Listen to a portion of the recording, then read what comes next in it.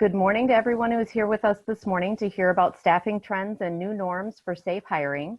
This webinar is a part of our Real-Time Solutions webinars brought to you by the Apple Valley, Burnsville, Hastings, Lakeville, and River Heights Chambers of Commerce. Today begins our fourth series of webinars, and I'm pleased to announce that this new series is being brought to you with the support of Doherty Melinda Solfest Hills and Bauer Law Firm in Apple Valley. Doherty Melinda is a great partner, and we are grateful for their sponsorship, which helps our chambers maintain the technology needed to provide these programs. My name is Jennifer Harmoning, and I'm president of the Burnsville Chamber of Commerce. Just a couple of housekeeping items for this morning. All participants are muted in the webinar feature, so please use the chat feature or Q&A to ask questions, and we will answer as many as we can following the presentation. This webinar will be recorded and made available on all of our partner websites. Our speaker today is Glenn Starfield, the Vice President of the Central Zone for Express Employment Professionals, supporting developers in 8 regions across 11 states and 135 locations. As if that wasn't enough, Glenn is also the franchise owner for Express Employment in Lakeville and Savage. He serves on 3 boards in the South Metro area and is involved in several chambers of commerce and other organizations. In 2014, Glenn was named the Legacy Award winner by Lakeview Bank and Business Person of the Year for the Lakeville Chamber. Glenn and his wife, Katie, are celebrating 20 years of marriage this year. They have 3 children, and he also loves coaching youth hockey. I bet you'll be glad to get back to that soon. Welcome, Glenn, and I'll turn it over to you. All right. Well, thank you, Jennifer. Thank you for the nice introduction. And boy, what an exciting topic, considerations for a healthy workplace and staffing trends. But I'll do my best to make this hopefully enlightening, educational, and certainly please ask questions. Real quick, in regards to hockey, I was on the ice last night. So the boys are back. It's been a lot of fun. And we're certainly practicing safe distancing, so it changes the style in which we're running practices, but it's been a blast. Okay. So I'll jump right into this, and I do know, talking to Jennifer, some of these considerations on a healthy workplace have been discussed, so I'll go through some of that rather quickly. But and I'm not a sanitation expert. I'm a staffing guy. I'm an employment guy. I do know what we're doing in our organization, and then get a real broad look at what I see other companies doing. So I'll share some of those as best practices. So maintaining a healthy work environment. First, just big picture from a building standpoint, you can call your HVAC company, anybody who's servicing your HVAC unit, but consider improving the engineering controls of the building ventilation system. You can increase the ventilation rates and increase the outdoor air circulating through the system. Whoops, sorry, Jennifer. There we go. Okay. This one, I know personally, we included a lot of this in our preparedness plan when the pandemic first hit, which it's hard to believe, but that was 13 or 14 weeks ago when Governor Walz had asked non-essential businesses to go home. And we did that, my team of recruiters, we did that, went home, worked remote. So we stayed open as we were supporting essential businesses and helping them with their staffing needs, but everybody was sent home. Then upon return, we really kind of re-entered the same way that we left. We had already locked our lobbies, so we weren't open to the general public. With the Department of Homeland Security relaxing some of the rules around the I-9 requirements, we were able to do everything by phone and by email, electronic documents. But as they returned, we put together our preparedness plan. And although we weren't open to the public, we wanted to make sure they were all staying safe. And so providing tissues and non-touch disposal receptacles, provide soap and water in the workplace, place posters at the entrance and other areas of your workplace. It's just nice to remind, and it shows an example of the poster that we're using. People are creatures of habit. So to congregate together in the break room is a normal thing, and to just be reminding that this pandemic is real and it's happening. So discouraging handshaking. I actually shook a hand for the first time in about 3 months the other day, and I got to be honest, it felt good. I sanitized immediately afterwards, but shaking hands felt really, really good. And then direct employees to visit the coughing and sneezing etiquette and clean hands webpage with the CDC. All right.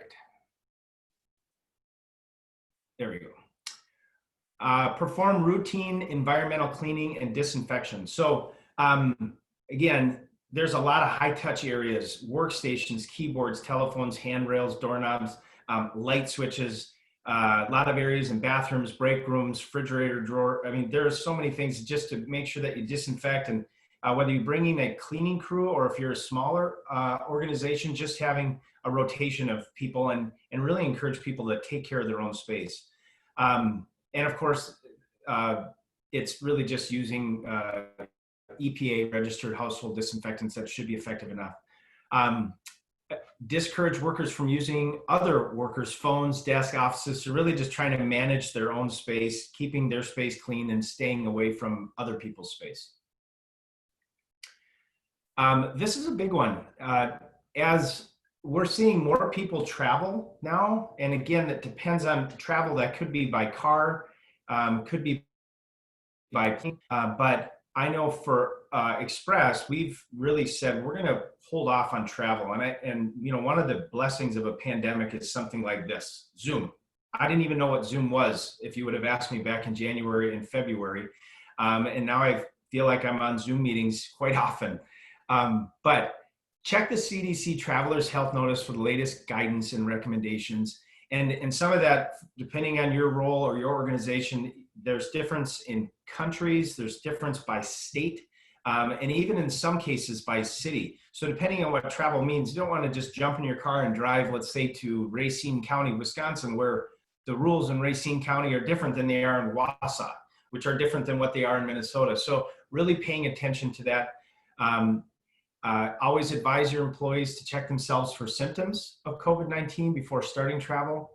And then if your employee or if an employee gets sick while traveling, they should notify their supervisor or call a healthcare provider for advice. And then the last one probably doesn't pertain to a lot of people, but if outside the US, sick employees should follow company policy and obtain medical care and contact a healthcare provider or overseas medical assistance company to assist them with finding the appropriate care in that country. So again, just travel, real sensitive topics right now. I think it goes in line with this slide as well. If you're traveling or if you're attending meetings and gatherings, first, just consider if it's even necessary. I know, again, as an organization for Express, last week, we were supposed to have a sales rally, company-wide, bringing people from all across North America. We were supposed to be in Dallas, and we decided to cancel that just to be considerate, not just of people's budget, but also their safety. And we're doing a Zoom virtual sales rally next week. And so our events team has been trained on how to host a virtual event, and it's very different. I'm very happy that they've been trained on it because we're doing a Monday through Thursday event where typically it was a 2-day event all day. But now we're doing it over 2 hours a day over the 4-day stretch and bringing in outside speakers, and we're having panelists, and we're spotlighting some producers. We're having an awards banquet. The whole thing's being done virtual. So just consider if travel is truly necessary. Or consider canceling, adjusting, or postponing large work-related or gatherings that can only occur in person. Okay. So this is the last slide in regards to safety, Jennifer, but educate employees on how they can reduce the spread of COVID-19. There are very, very few people that are experts, but there's a lot of people that are really concerned. And so I think we need to be smart about it and want to make sure that we do educate ourselves as best we can. So follow the policies and procedure related to illness, cleaning, disinfecting, work meetings, and travel, those things that we already talked about. Stay home if you're sick. Don't come to work to tell your supervisor you're sick. Stay home if you're sick. Only leave if you're getting medical care. Otherwise, stay at home. Inform your supervisor if you have a sick family member at home with COVID-19.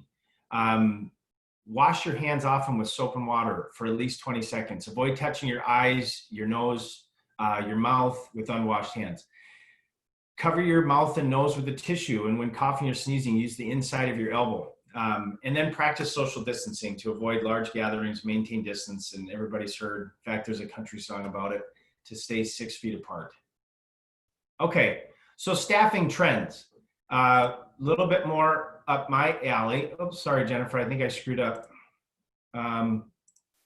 So staffing trends. Okay, I did this on purpose. So this was me. And this was a lot of my fellow employment specialists, professionals at the beginning of COVID-19. We got hit hard. And of course, we serve employment. My organization in Lakeville and Savage, we serve hundreds of employers across Dakota and Scott County, and many of them were not deemed essential. So I was holding on for dear life. I'm going to go back to my slideshow. Just wanted to bring that in for a little levity. Okay, so here's what happened in the industry. And this shouldn't be news to you, but if you do have questions, please ask. So our industry, according to American Staffing Association, our industry declined by 34 to 36%.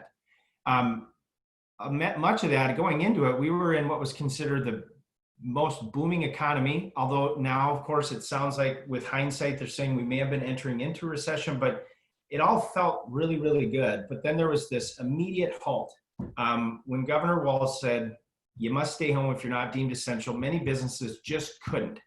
And although for us at Express, we are insured to be able to employ to have employees work remote. So if it was administrative roles, call center roles, we can work with employers on a remote basis. So our contractors could work from their own home, but many employers just weren't prepared for that. So there was a forced shutdown. As you've also seen, unemployment was over 14%. In fact, the media has been referring to it as the worst employment or highest unemployment since World War II. Now, what's different about this unemployment, and this does tie to staffing, is that in addition to Minnesota state unemployment benefits, if you are sent home on unemployment, you're also getting a federal stimulus check for $600 a week. Now, to put that into perspective, that means anybody who was making $62,700 or less that was sent home with that $600 stimulus, they're actually making more money not working than they were when they were working. That makes it a real challenge. And I talked to the U.S. Chamber about this. And in reality, when they created the bill, the idea was, well, when their employer calls them back, if they choose not to come back, that $600, if they report it to deed, that $600 is null and void. But the economy doesn't flip on like a light switch. Employer XYZ has sent this person home. They're getting their state unemployment, their federal stimulus check. A company across the street maybe has the same job, maybe even a slightly better job, better pay. But if they're calling and asking, and that person chooses to say no, that doesn't change their federal stimulus. So until the end of July 31st is when that should expire, it's creating a challenge. So although we're in a higher unemployment rate than we were prior to the pandemic, many employers that are in need are still feeling the same challenges of having that low, or what's considered full employment market. Now, the good news is the May jobs report came out, and they were forecasting, the U.S. economy was forecasting that we were going to lose another 10 million jobs, and they were wrong. We actually gained 2.5 million, so the projection was off by 12.5 million jobs. Now, I think a lot of employees, although that federal stimulus check feels good, it's very temporary. There's a lot of uncertainty around unemployment, and when jobs are available, good jobs are available, I think people are making smart decisions and going back to work. And so that jobs report was off significantly. All right, so during the pandemic, and you saw signs, and I joke about it. Apparently you can't catch COVID-19 at Walmart, because I go to Walmart quite often for my shopping, and it's a zoo. Our local Home Depot, Lowe's, Mills Fleet Farm. I drove by it on 35 the other day, and it was packed from front to back. There was a food truck out there. It looked like a summer party. So obviously a lot of people doing a lot of do-it-yourself at home projects. But all of these places, this is mass hiring that we saw: Walmart, Lowe's, Home Depot, Amazon, couldn't keep up with their hiring needs. Companies that produce food products. We have some in our market in Scott and Dakota County. super busy. Packaging companies, really, really busy. And then cleaning products. And really, we saw some companies, because entrepreneurs are really creative. We saw a lot of them pivot. We saw some of them that were creating one product, pivot, and create products that were in need. So we saw companies that were producing sanitization, distributing sanitization. We saw companies creating nursing beds that were not tied to that, but got orders to create nursing beds. So just amazing what could happen. But there was some mass hiring, but certainly there were, again, a lot of employers that were sidelined that were really happy to see a path forward now that are starting to reopen. Again, going back to that unemployment, we were over 14% when the jobs report came out in May. The unemployment dropped back to 13.3, I think the number was. But some of it skewed towards certain industries, and my heart goes out for these industries. Those that were really, really hit hard. I mentioned already travel. I'm telling people don't travel, use Zoom. That means there's convention centers that are sitting empty, not only in our local market, but think about it, all across North America. Large training facilities. And I know we're there to see the one person on stage or to be with our coworkers, but you got to think about all the support staff and the people that are employed there, those jobs are not there right now. There's just not a need. Hotels, many of them empty. Anything tied to travel, airline industry, wedding venues.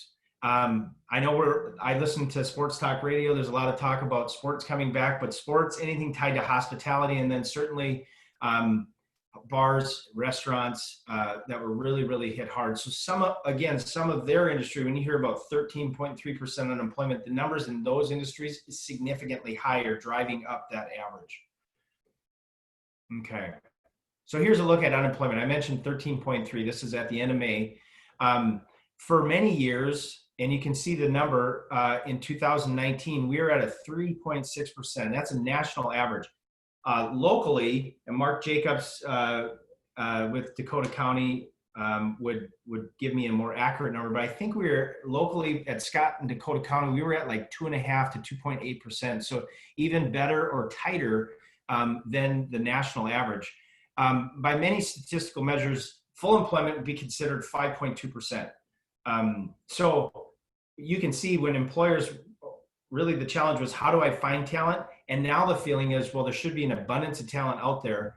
But again, some of that is sidelined with that federal stimulus, but I'll come back to that here in a second. So here, just in regards to market confidence. So when we were at, in Scott and Dakota County, 2.5 to 3% unemployment rate, for many employers, there was a ton of confidence, meaning why would I bring in a temporary employee or a contract labor person? I know that I can hire them to my core staff because the needs are endless. We can't keep up with the demand. There's going to be likely a shift, and confidence in trying to forecast. I'm hearing it already in a lot of meetings, like, well, we have a need right now, but I'm not sure what that need will look like in 2 weeks or in 2 months. And how do you staff for that? This has really changed since the Great Recession. Thinking back, and as Jennifer said, I've been in this business for 15 years locally. And when we got hit in 08 and 09, that hit so many industries. There are very, very few industries that were finding a way to thrive during that. For me, it was about a 12-month period of time, the second half of 08. And depending on your industry, it could have started sooner, could have lasted longer. But that changes confidence. I think ISO guidelines for manufacturing says that you should have somewhere between maybe 30% of your labor on contract. We were seeing, as of recently, more like a 90-10. So you may have one contractor for every 9 full-time employees, some even at 100%. Now I think with this change in confidence, and not just because there's concerns about a spike or another outbreak of COVID, but just the idea that this recovery how long is it going to take, and what demand, and how is this going to hit my clients? And so we'll more likely see a flexible staffing model. And in our industry, that's where we, almost like a donut, there's their core staff, and then we help bring in contractors. And as somebody on their core staff underperforms or doesn't perform or chooses to leave, it's like building a farm team. They take from the outside, they bring within, but there's no timeline that's given up front. It's just you get a good job, we provide benefits, and then when the opportunity or the timing is right, they bring them off of Express's payroll onto their core staff. The other thing I see happen, and I call it top grading, I'm already seeing it. I saw a lot of employers use their PPP funds during the last couple of months. They may have let some staff go or put them on furlough, and rather than bringing that person back if they were an underperformer, they were bringing back somebody else to make sure they were still hitting their headcount numbers. But to top grade, so if employers are looking around their team and saying, I've got a B player or maybe a C player, when the market loosens up like this, they're more willing and able to know that there's good, talented people that are currently in transition or not working, and they're looking to top grade their talent. So that's some things that we'll, I'm sure, see in the staffing industry. Okay, so what happens after July 31st? I said I'd come back to this unemployment issue, but the federal stimulus runs out. We're already seeing employees making good decisions and jumping at opportunities today, knowing that the jobs that we're calling them about many of those jobs are going to be filled. Some of them we get called today and they're gone tomorrow. So the likelihood that waiting for that federal stimulus to run out and that the best jobs are going to be available August 1st or into August is really a risky proposition. So that's why I think people are running to them now. We'll also get what I'm considering more of a true unemployment number to be realized. I think it'll be, my personal opinion is somewhere between 6 to 8%, but I saw yesterday the federal forecast said that by fourth quarter of 2020, it'd be at 9.3%. They're forecasting by the end of 2021, it'd be at 6.5%. And by 2022, 5.5%. That doesn't mean that it's going to take 2 years for our economy to get back on its feet. In fact, by measuring unemployment, that's probably one of the fastest recoveries we've ever had, to see unemployment get back to below 6%. That's according to the federal stimulus. I think it's going to happen faster, but I think we'll find out more as we get into the later part of the summer. And this goes back to my comment about don't wait for those federal stimulus check to run out. Employers are learning to do more with less, and they're getting more done with less people. They're seeing productivity with remote style work, which also would lead to less space. So there's going to be, I would say, some change in how people use their space. Some of it could be more space with more social distancing, with less people, or frankly, just less space, depending on how they're positioned in their space. And as I mentioned, remote work. So a study was done, or a survey was done by Gardner, and 74% of companies said they intend to shift some employees to work remotely on a permanent basis.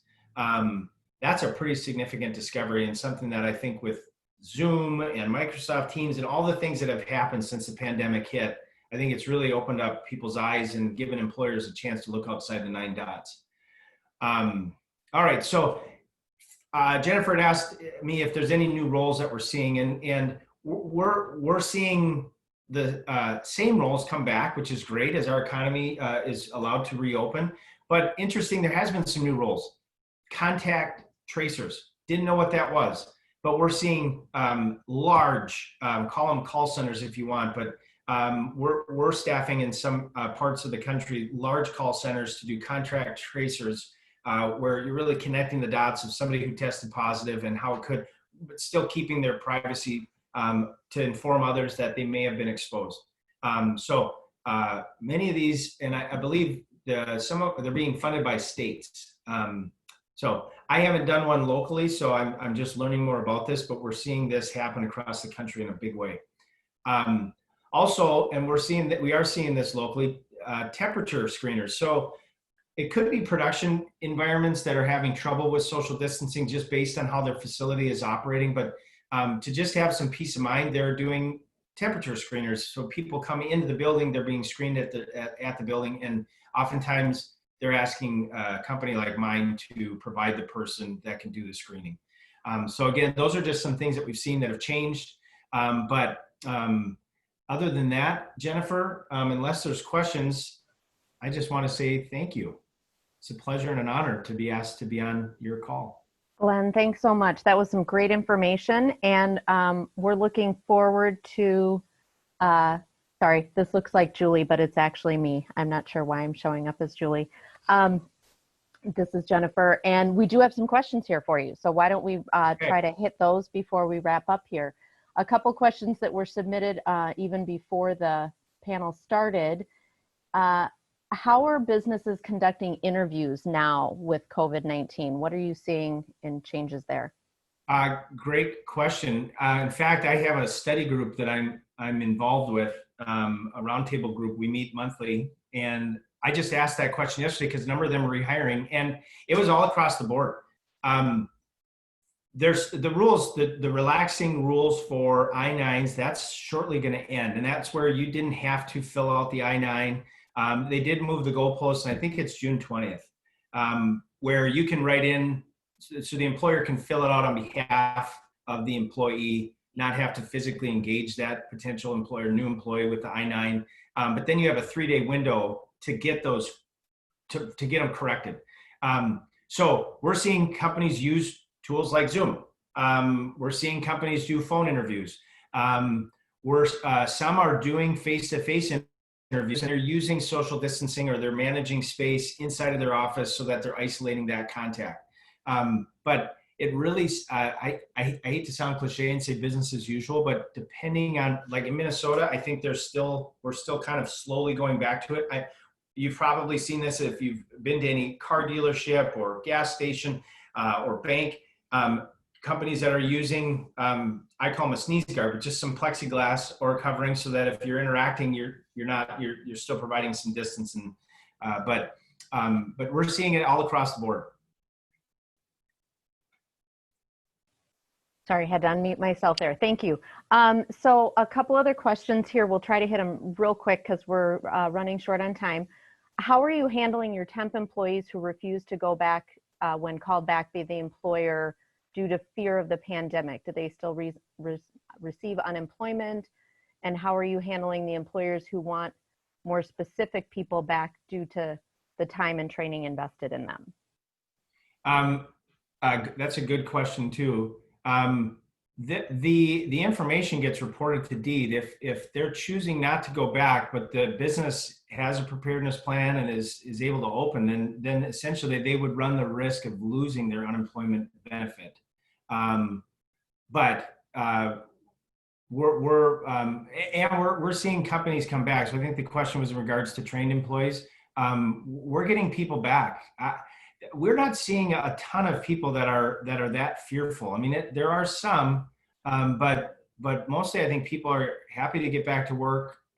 Jennifer and I were joking about Zoom fatigue with all these Zoom meetings, but I think people also are kind of getting fatigued of the pandemic, and just be safe and go through all the stuff that I mentioned. Just be safe in the workplace, but there's a balance, and this is why we brought our team back. There's a balance between fear and safety of the pandemic and mental health. And a job is very, very good for mental health. Absolutely. So real quick, because we're right up against time here, one more question. What are you hearing from your resources in your industry about the estimated permanent change in % of workforce that might work from home? I haven't heard. I would be guessing. I have not heard. I know it's going to be industry specific and certainly job related. We've seen some where they're asking the employee to provide their own equipment, and others where they're offering the equipment. But I haven't seen a stat on that, Jennifer. I'm sorry. No problem. No problem at all. Well, thank you so much, Glenn, for joining us today to share your insights. We have 4 more webinars in this series, and the next one will be next Wednesday with Lisa Gemtrude from the Better Business Bureau. So stay tuned for that. You'll see registration up for that probably later today from all your chamber partners. Again, these webinars are provided in partnership with the Apple Valley, Burnsville, Hastings, Lakeville, and River Heights chambers, and sponsored by Doherty, Melenda, Solfest, Hills, and Bauer Law Firm. The recordings will be made available on partner websites. Thank you for joining us, and we hope you have a Chamber of Commerce day. Thank you.